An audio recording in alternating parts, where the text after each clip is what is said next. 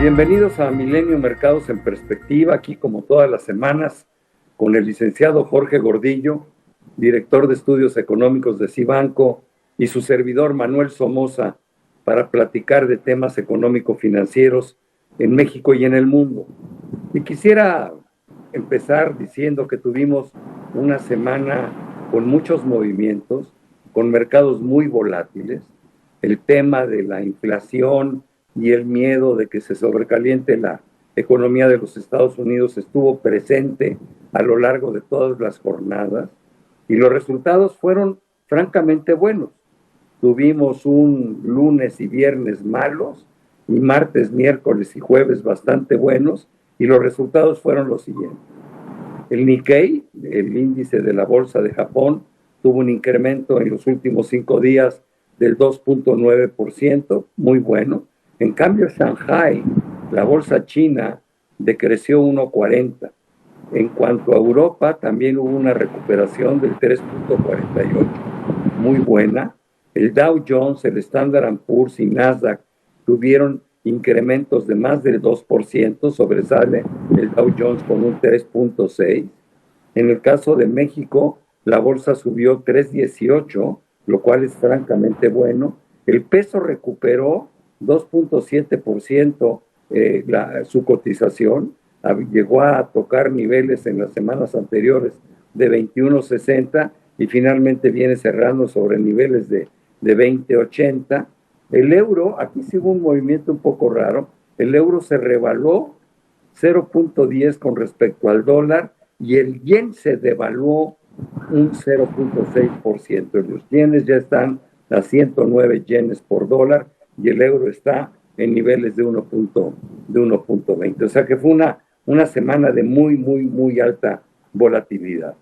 Y como dije al principio, la razón fundamental es que lo que sigue dominando los sentimientos del mercado es este miedo a la inflación y obviamente lo que esto puede representar. Pero yo le voy a pedir al licenciado Gordillo que aborde el tema con más precisión. Gracias, Manuel. Saludos a todos. Efectivamente, lo que al mercado, lo que hemos visto en preocupaciones en las últimas semanas de los mercados es lo que dices. Es esta percepción de que la recuperación viene muy acelerada y vemos algunas señales donde, sobre todo en commodities, en el precio del petróleo, en metales, donde podríamos esperar o podríamos estar asustados por un repunte descontrolado de la inflación.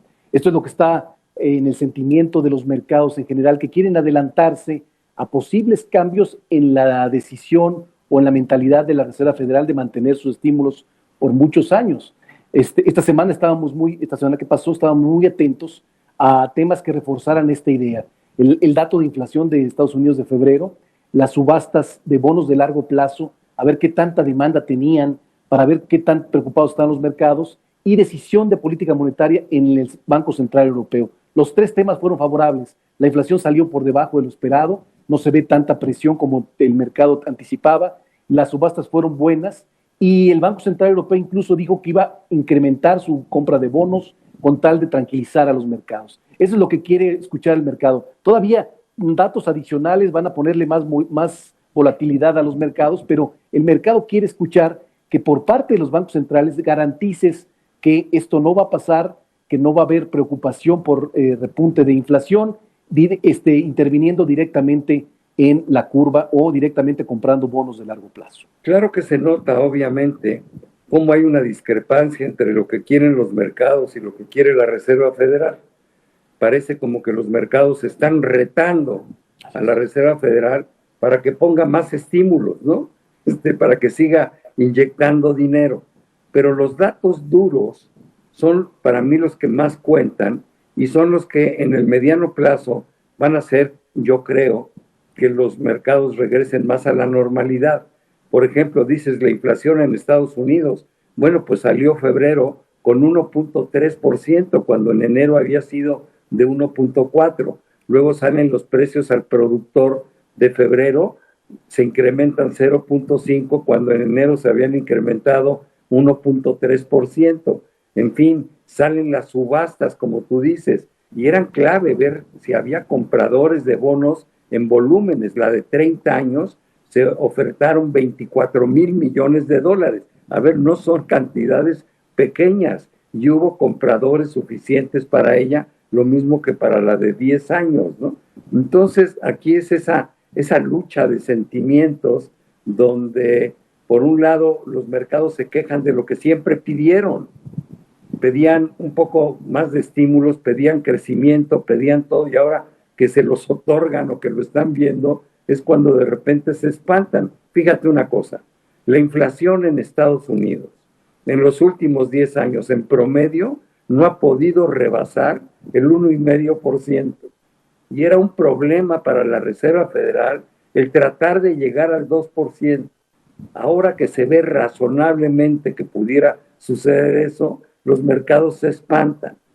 Yo lo que estoy haciendo es que realmente creo que este es un tema de carácter coyuntural, que tiene valor, que hay que tomarlo en cuenta, pero yo no estoy alarmado, le creo más a la Reserva Federal que a los mercados. ¿Por qué?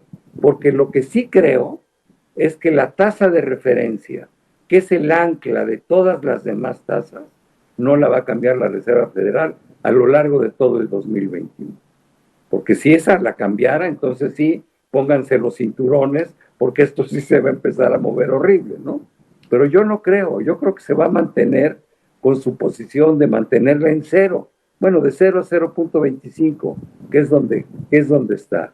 Pero bueno, pues ya nos lo irán diciendo, nos lo irán diciendo los propios mercados. Yo creo que hay una diferencia, y me gustaría tu opinión, entre lo que se está haciendo ahora y lo que se hizo en la crisis del 7 y 8, ¿no? Del 8 y 9, perdón, 2008-2009. La política esta monetaria que inventó Ben Bernanke, del quantitative easing, que consiste en emitir dinero para comprar bonos y de esta manera inyectar dinero en la economía, funcionó extraordinariamente bien, porque el dinero en la mayor parte iba dirigido a que se prestara al sector privado para actividades productivas, no eran emisiones de dinero para el consumo, ¿no? En estos paquetes que estamos viendo últimamente están los monetarios que van a tener el mismo efecto que en el pasado, pero hay un nuevo elemento que es el paquete fiscal, si es para que le entre dinero a la bolsa de los norteamericanos y evidentemente que se lo gaste. Entonces en esa parte dice uno, ay caray, bueno pues esto es un elemento nuevo donde pudiera pegarle un poco más a la inflación, el chiste es que no se le salga de contexto. Pero a mí sí me gustaría oír tu opinión al respecto. Efectivamente, la diferencia que hay en ese entonces es el estímulo fiscal. Y hoy hay más estímulo fiscal porque las autoridades norteamericanas entendieron que esta es una crisis, no es una crisis de oferta, no es de que las empresas se deterioraron, no, es una crisis donde cerramos las puertas, no hubo compra, entonces es una crisis de demanda. Entonces, por eso el estímulo fiscal tomaba mucho más importancia y por ahí lo están atacando. En aquel entonces, también el mercado le preocupó un poco que la recuperación económica generara inflación y lo que tuvo que hacer la Reserva Federal para tranquilizar a los mercados es hacer un mecanismo que le llama twist, vender bonos de corto plazo, comprar bonos de largo plazo y así le dio un poco de margen, 1 o 2 años más para que el mercado estuviera tranquilo. Nosotros, el comentario que dices es el correcto, o sea, no hay que preocuparnos tanto porque la realidad es que estamos mejorando. Hay una mejor normalidad, parece que la economía norteamericana va a salir antes de lo previsto, nos va a jalar a todo el mundo en general, entonces, bueno, los mercados se recomponen en portafolios, pero en términos generales debería ser positivo, por lo menos este año, para los mercados financieros. Estoy de acuerdo contigo, Jorge. Oye, pasemos a México. Hubo un dato muy importante, salió la inflación del mes de febrero, ligeramente arriba de lo estimado, 0,63, últimos 12 meses creo que es 3,74. Yo creo que esto pues le cierra un poco el camino a Banco de México para que siga bajando la tasa. Pero ¿cuál es tu opinión? Bueno, hemos dicho que hemos sentido que el Banco de México todavía quiere bajar un poco más, en dos ocasiones más la tasa de fondeo, lo ha expresado algunos de sus miembros del comité. Pero como dices, esta inflación hacia arriba, y no solamente la inflación ahorita pegándose al 4%, sino muy probablemente la inflación de abril y mayo vaya a superar el 4% y llegue hasta 4,5% quizá, por la presión que va a tener en las gasolinas y en los precios de commodities. Entonces, le va a dificultar tomar la decisión. Nosotros creemos que va a tomar una pausa en la decisión de baja y si lo puede hacer, lo intentará hacer hasta la segunda mitad de año. Yo para terminar el programa quisiera dejar algo para reflexionar. Estoy preocupado por el proceso de vacunación en nuestro país. Lo sigo viendo lento. Yo no entiendo por qué no se aprovechó esa gran experiencia que había en el sector salud en México, de las brigadas de vacunación que encabezaba el sector salud junto con el IMSS, junto con el ISSSTE, con todo lo que compone el sector salud, y fueron exitosísimas.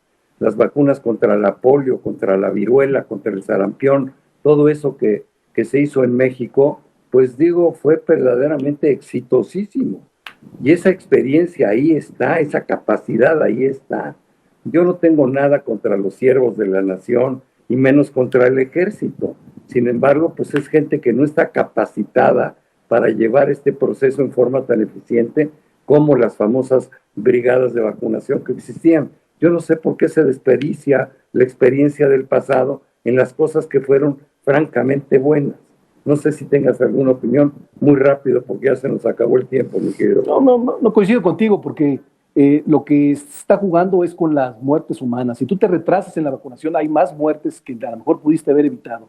En el comentario ahí lo dejo. Lo que sí creemos importante es cómo se vaya dando el proceso de vacunación, es cómo se va a esperar una mejor recuperación económica. La recuperación económica sí está muy vinculada con el proceso de vacunación. Entonces, en la medida que sea exitosa, rebotaremos más rápido y al revés.